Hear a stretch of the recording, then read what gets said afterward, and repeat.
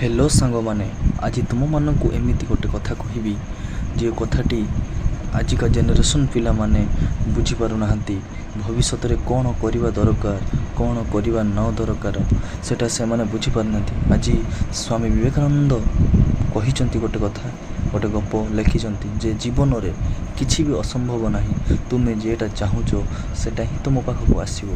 तुम्हें अपेक्षार फल मीठा होइताए। जदि तुम पाखरे एक स्वप्न अच्छी तेबे तुमको से स्वप्न को ही चाबुड़ी धरने को रखा पड़ो।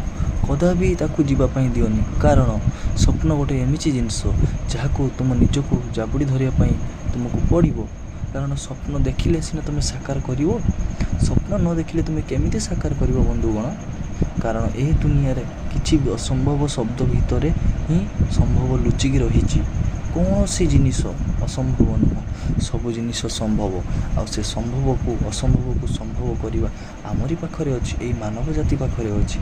तेणुक बंधुगण निज हृदय मन एवं आत्मा को एपरी छोट छोट काम लगे दियो जहाँकि तुम जीवन रे गोटे सफल पहाच पाखरे नहीं तुमको पहुँचब एवं तुम से ही दिन जानब जे मोर स्वप्नटी आज मु देखी एवं ताको छोट छोट आकार नहीं स्वप्नटी को साकार करिवारु मु आज बड़ हेली। यहाँ स्वामी विवेकानंद कहिचंती।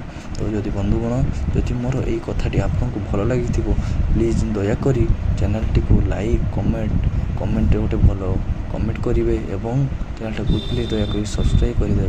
और हूँ बंधुगण नेक्स्ट वीडियो आसापी अपेक्षा करते।